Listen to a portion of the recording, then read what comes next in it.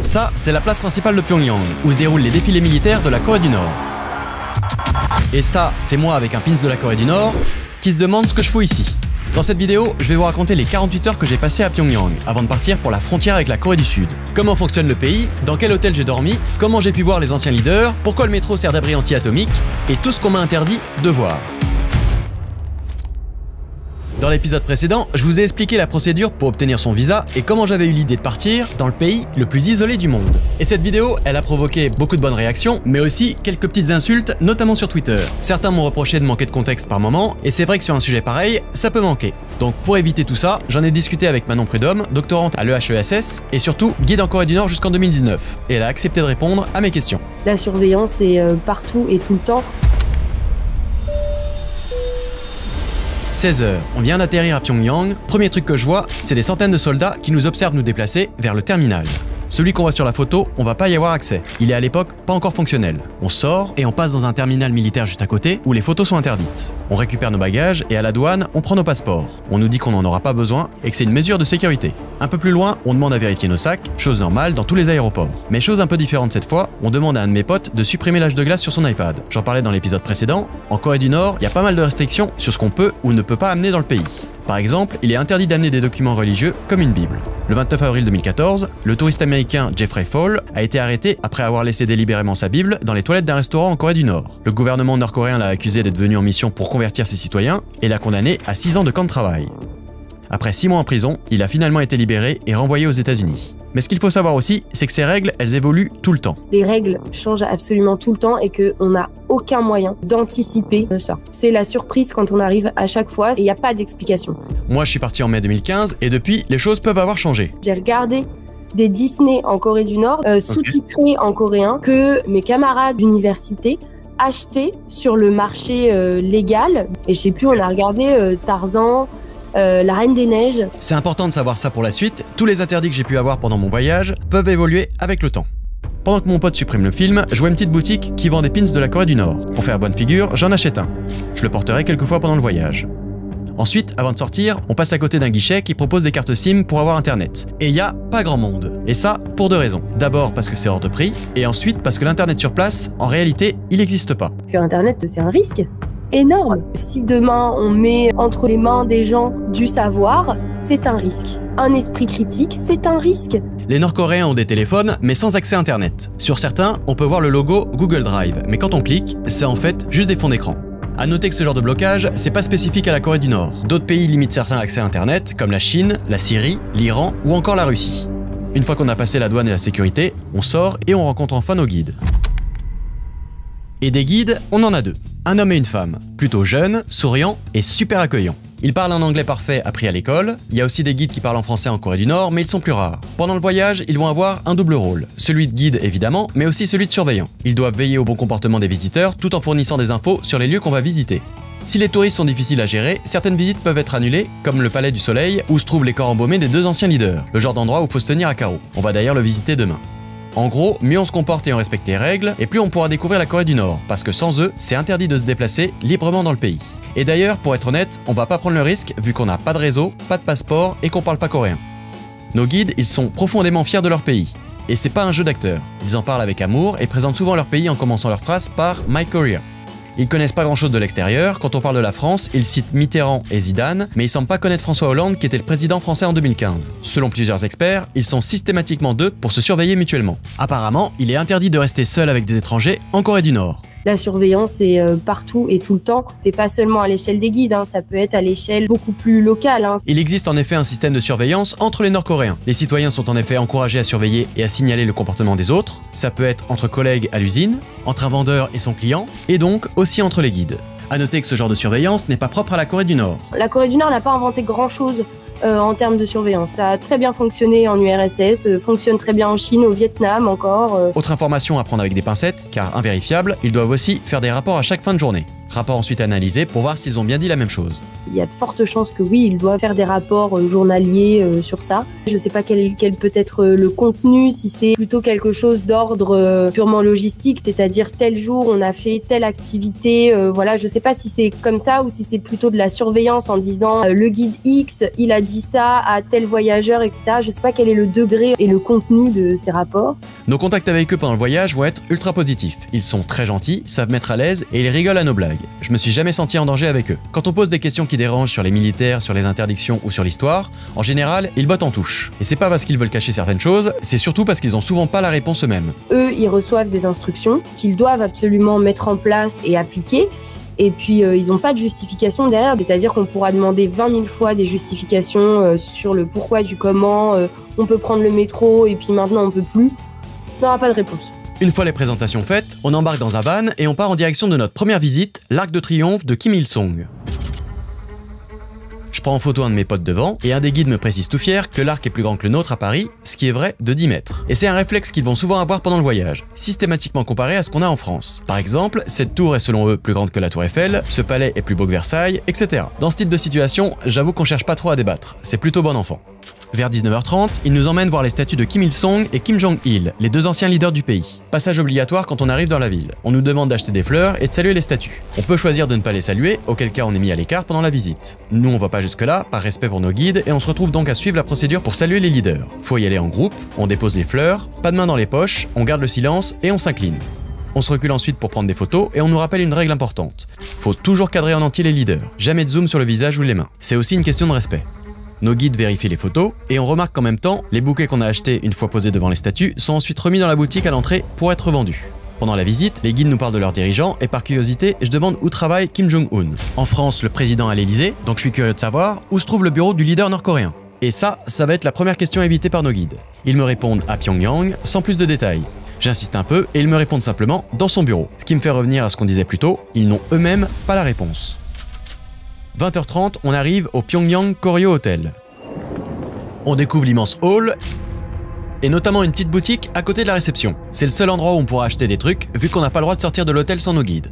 Ensuite, on prend l'ascenseur, on traverse de longs couloirs et on découvre nos chambres. Elles sont assez spacieuses, dans un look rétro des années 70-80 avec une belle vue sur Pyongyang. On peut notamment apercevoir la tour du Juche au fond qu'on visitera demain. Les rues sont assez calmes à cette heure et la nuit tombe vite. Et en Corée du Nord, la nuit, toutes les rues s'éteignent. Pour comparaison, voilà ce que ça donne à Paris. Et c'est d'ailleurs encore plus impressionnant vu depuis l'espace. En bas, c'est la Corée du Sud et en haut, c'est la Corée du Nord plongée dans le noir. Le pays manque en fait d'infrastructures électriques et il y a souvent des pénuries d'électricité, ce qui les oblige à réduire l'éclairage la nuit. Un peu comme ce qu'on a failli avoir l'année dernière en France. Seuls les portraits des anciens leaders et certains monuments restent éclairés. Faut pas déconner. Ça peut donner l'impression d'un couvre-feu, mais c'est pas le cas. C'est simplement que la plupart des commerces sont fermés le soir. D'ailleurs, pour preuve, on va aller dans un parc d'attractions après le dîner. En attendant de descendre manger, j'allume la télé pour voir ce qui passe sur les chaînes nord-coréennes. Et ça va être un peu surprenant. Sur ma télé, j'ai accès à seulement 2 chaînes, et les deux parlent uniquement de guerre. Pendant tout mon voyage, tout ce que je vais entendre ou voir sera systématiquement des hommages aux leaders ou des récits de guerre, que ce soit dans la rue, dans l'hôtel, dans un supermarché ou dans une librairie. Même les concerts qu'on peut voir passer sont sur la guerre, avec des écrans géants montrant des lancements de missiles derrière les musiciens. Le Morabang Band, qui est le groupe de pop le plus connu en Corée du Nord, chante la plupart du temps des chants patriotiques et révolutionnaires.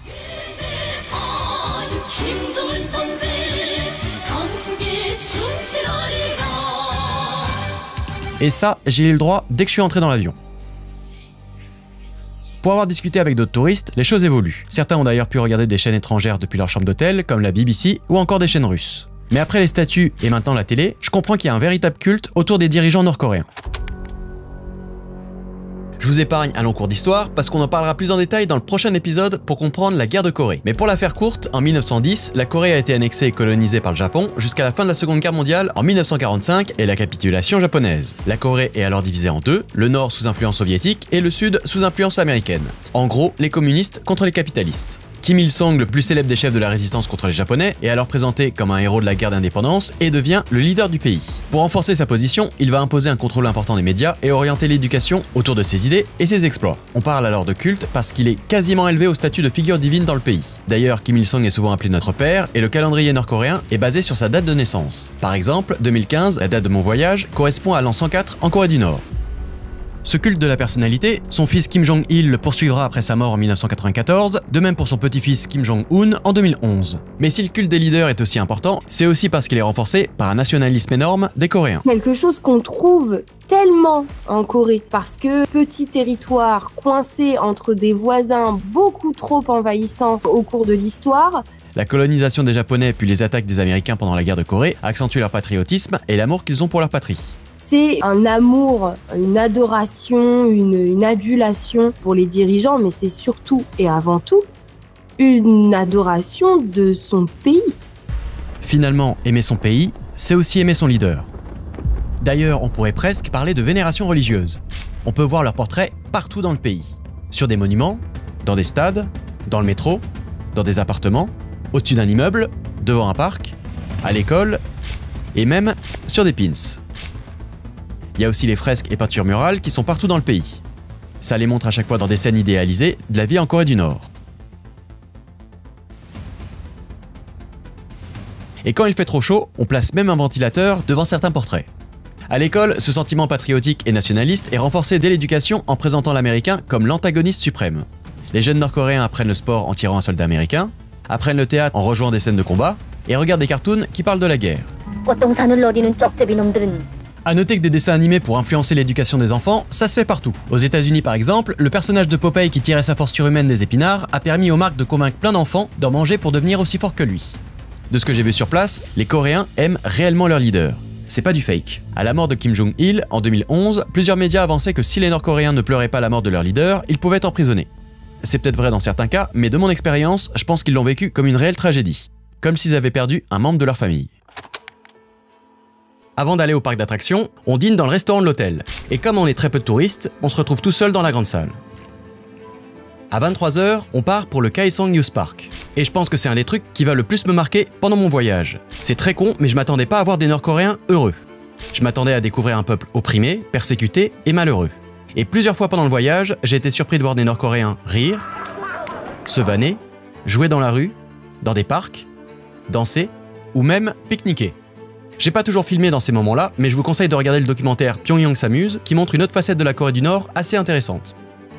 Maintenant, attention, ce qu'on voit à Pyongyang ne reflète pas forcément ce qui se passe réellement dans le pays. Pyongyang, c'est la capitale, c'est la ville réservée quand même à une certaine élite politique, intellectuelle du pays. Parce que ouais, Pyongyang, tout le monde ne peut pas y habiter. Le système de classe en Corée du Nord n'est pas officiel, mais il existe bel et bien. Il est appelé Songbun et classe les gens en fonction de leur degré de fidélité envers le régime nord-coréen. Il se divise en 3 catégories. Les loyaux, qui regroupent ceux qui sont considérés comme loyaux envers le régime, c'est en général des vétérans de guerre ou des travailleurs du parti et leurs familles. Les hésitants, ceux dont la loyauté est incertaine, cette classe peut inclure des commerçants, des intellectuels ou des personnes avec des liens familiaux avec des Sud-Coréens, et les hostiles ou non fiables, qui regroupent tous les exclus du régime. Les religieux, dissidents politiques, prisonniers, ceux dont un membre de la famille a déserté la Corée du Nord, ou ceux ayant collaboré avec l'armée japonaise pendant l'occupation jusqu'en 1945. La couche principale, c'est les hésitants, les flottants. Ensuite, tu dois avoir les non fiables et puis après, tu dois avoir les éléments loyaux. Selon le Comité pour les droits de l'homme en Corée du Nord, il existe plusieurs camps de concentration dans le pays pour ceux qui sont considérés comme des ennemis de l'État. Plusieurs centaines de milliers d'opposants seraient morts dans ces camps. Ce système de classe entre les loyaux et les hostiles, il est assez proche de leurs voisins chinois quand Mao Tse-tung triait les individus en Chine en fonction de leur implication pendant la révolution culturelle. D'un côté, il y avait les catégories rouges, les groupes favorisés par le régime communiste, et de l'autre, les catégories noires, les groupes considérés comme ennemis de la révolution. Et pour en revenir au système nord-coréen, il définit surtout la qualité de vie dans le pays. Parce qu'en Corée du Nord, il y a tout un système de distribution publique. C'est le régime qui attribue un logement à ses citoyens et qui distribue la nourriture et les vêtements de base, comme les uniformes. Donc si t'es un élément hostile, il est possible que t'aies moins de bons pour pouvoir acheter à manger ou moins de bons pour pouvoir t'habiller, que t'as un moins bon logement, un moins bon métier, etc., etc. Et ce système, il est héréditaire. Donc là, on prend en compte ton origine familiale sur 3 générations et on regarde ce que tu as fait, enfin en tout cas ce que tes ancêtres ont fait avant, pendant et après la guerre. Et là, t'es classé sur ça. Si ton grand-père, il a été collaborateur sous la colonisation japonaise, ça peut avoir des répercussions sur le système de distribution publique. Mais depuis quelques années, ce système évolue et les critères changent. La corruption étant de plus en plus présente en Corée du Nord, il est possible d'influencer son Songbun en versant une forte somme d'argent aux inspecteurs chargés de le réévaluer. Aujourd'hui, si par exemple, t'es un flottant ou un élément hostile, si aujourd'hui, t'as réussi à faire beaucoup d'argent et que depuis, t'as réussi à avoir des possibilités financières assez importantes, aujourd'hui, tu peux tout acheter. Dont notamment un confort de vie un peu plus important, etc., etc. Bref, tout ça pour dire que tu peux avoir une belle vie en Corée du Nord, mais il faut faire partie de l'élite qui habite généralement à Pyongyang. Et si tu respectes pas les règles imposées par le régime, tu peux être banni de la capitale sur ordre du gouvernement. Voilà, ce petit cours de politique est terminé, on revient sur mon voyage, parce que demain, on va notamment découvrir les corps embaumés des anciens leaders. 6 h du matin, on est réveillé par une musique diffusée dans les rues.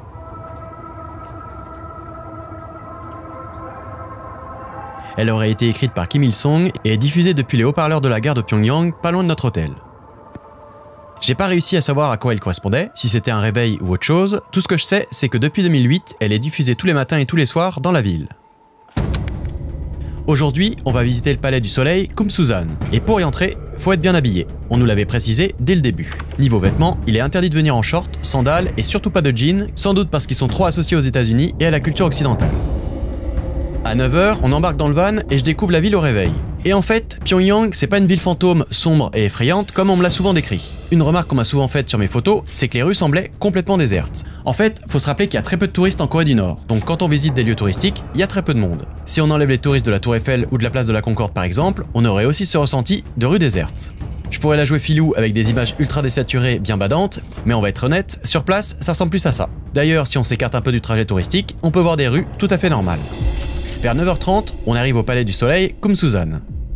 A l'origine, il a été construit comme la résidence officielle du président Kim Il-sung, mais après sa mort en 1994, le palais a été transformé en mausolée pour lui, et plus tard son fils Kim Jong-il. Pour cette visite, nos téléphones et appareils photo nous sont confisqués dès l'arrivée. Donc pour la suite, je vais utiliser les photos provenant d'un livre officiel pour illustrer ce qu'on a vu. Une fois la sécurité passée, on nous explique le protocole à suivre. Costume de rigueur, pas de main dans les poches et toujours en file indienne. À l'entrée, on nettoie nos chaussures avec des tapis à brosse. Après avoir traversé un long couloir sur un tapis roulant, on arrive dans la salle des statues de Kim Il-sung et Kim Jong-il.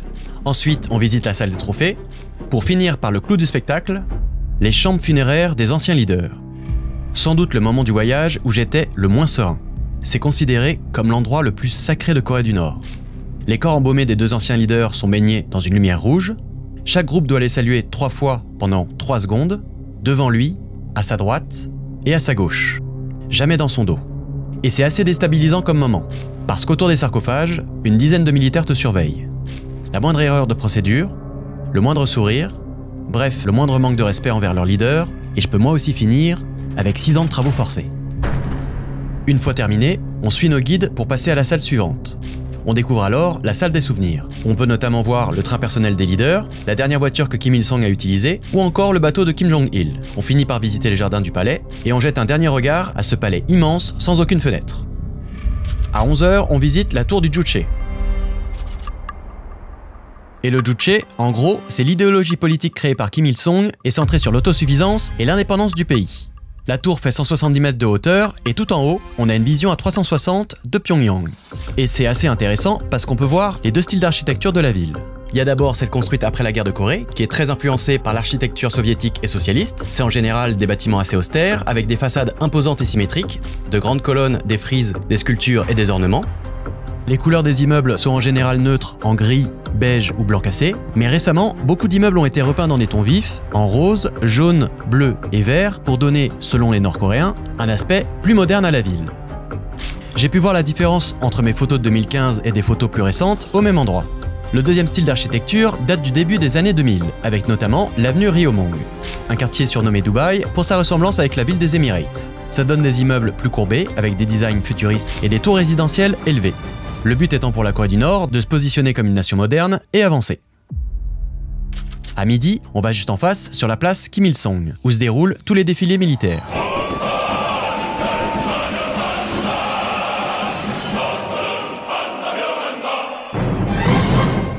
D'ailleurs, si on regarde le sol, on peut voir les marques qui représentent les placements des militaires. Sur cette place, les guides nous indiquent à chaque fois où on peut prendre une photo. Par exemple, à un moment, j'ai voulu reculer pour faire un plan large de l'esplanade, mais un de mes guides m'a demandé de pas trop m'éloigner sans me donner d'explication. J'ai compris après qu'il voulait pas qu'on voit les câbles électriques accrochés aux lampadaires. Tout doit être parfait pour la photo. Leur façon d'interdire des choses est assez particulière, parce qu'ils le disent toujours avec le sourire, poliment, mais sans vraiment donner d'explication. J'ai pas eu le réflexe de filmer ce moment sur place, mais vous pouvez voir un exemple de ce genre de situation dans ce reportage. Et moi, je peux aller voir ces maisons? Non, c'est interdit. Même faire une photo depuis la route? Je ne peux pas.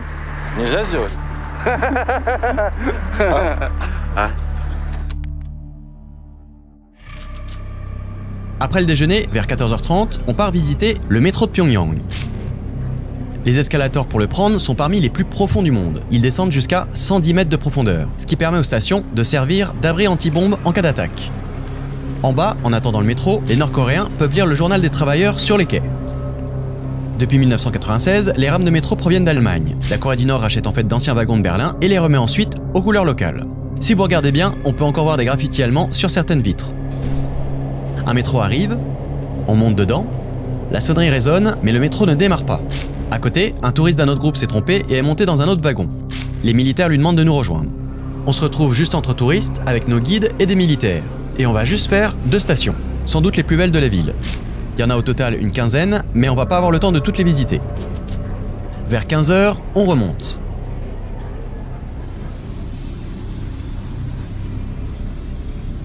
Une fois en haut, on nous annonce qu'on part pour la frontière et qu'on doit signer une petite décharge au cas où on serait blessé ou tué par des ennemis. Bonne ambiance. Dans la 3e et dernière partie du voyage, je vais vous raconter la traversée du pays pour rejoindre Kaesong à la frontière de la Corée du Sud, une des frontières les plus dangereuses au monde. Donc oublie pas de t'abonner pour la suite.